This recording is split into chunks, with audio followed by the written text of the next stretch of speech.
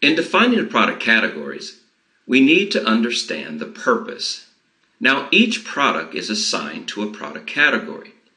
The primary purpose of the product category is to define the default settings that are applied to the products and the product site definitions. It's important to note that some settings on the product category cannot be changed at the product level. This includes the type of category, type of flow, or whether a product is bought, sold, or manufactured, receipt and issues flow, or stock management rules, and allocation rules. Product categories can be defined at the folder level and at the site level. You can also generate reports and view inquiries based on the product category. And finally, changes made to a product category after product or product site definition is defined are not carried forward. Now let's define a product category. You decided that you want to create a group of products that are finished goods that you wanted to manufacture, sell those products. You also wanted to report on them by product category, manage them in stock, but not lot or serial track them. To do that, we go to Common Data, we go to the Products block, and the Product Category function. To create a new record, click New. We can enter category ID up to 5 characters long. And we enter in a description. We can set a default storage site, but it has to be warehouse managed. This site does not have warehouses, so we do not need to set up a default. Let's enter in a short title.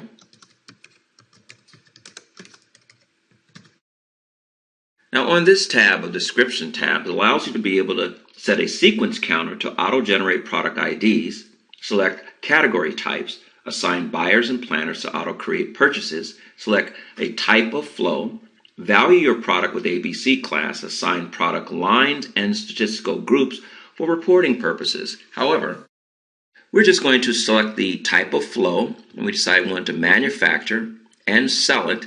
And as you can see, the deliverable is automatically checked because it has to be delivered. ABC class, we decided to stick with A. As you can see, the classes that are available to you allows you to be able to value it with ABC class, and it's used for physical counts. Next, we go to the Management tab. On the Management tab is where you determine if you're going to manage this product in stock, lot and serial manage it, quality control details, dedicated locations, and what kind of count mode you would like to have. We wanted to manage it. The count mode, we decided we want to count annually. No lot or serial control, quality control. Dedicated locations, I had to stick with those, and we wanted to location manage it.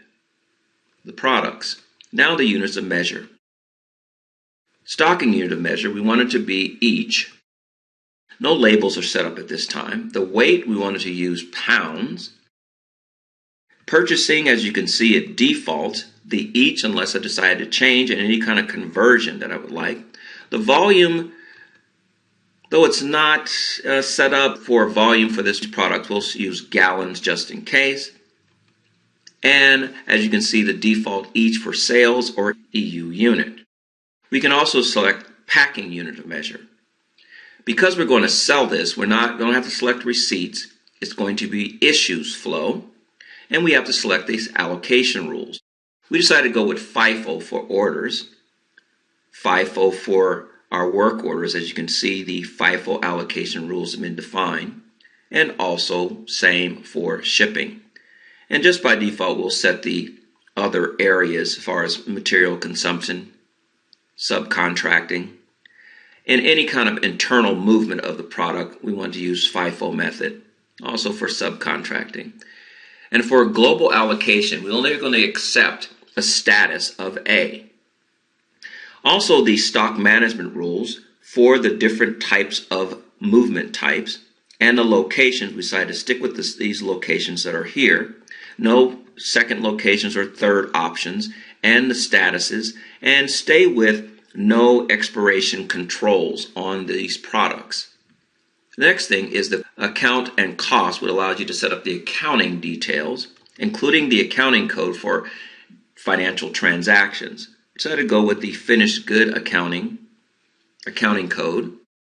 And taxes, you have to at least enter one, though you can enter 3 different tax levels that you can use to calculate taxes. We would value it by standard costs.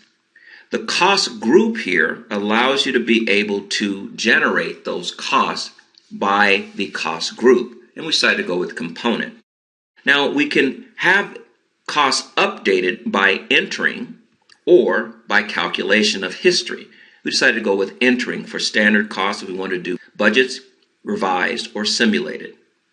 This is not a fixed asset, so we want to capitalize on it. And also analytical, the cost centers that are available, we can enter default cost centers here if we'd like. Next, on purchase and sales, this is sales only. As you can see, this area is grayed out. What type of product is it going to be? Normal, flexed, or fixed? It's going to be a normal product.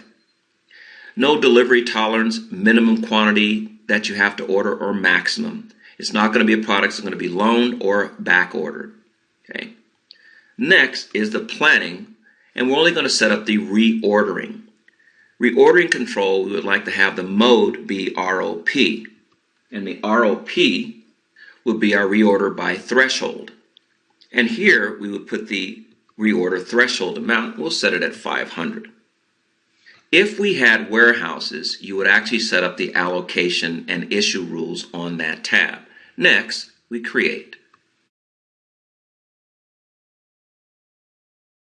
Now, after creating our category, we can use the category for the defaults in creating our products on the product function here. And finally, in using the product category, all the defaults come through except for the type of category, type of flow, dedicated locations, and the cost. And now you know how to define the product category.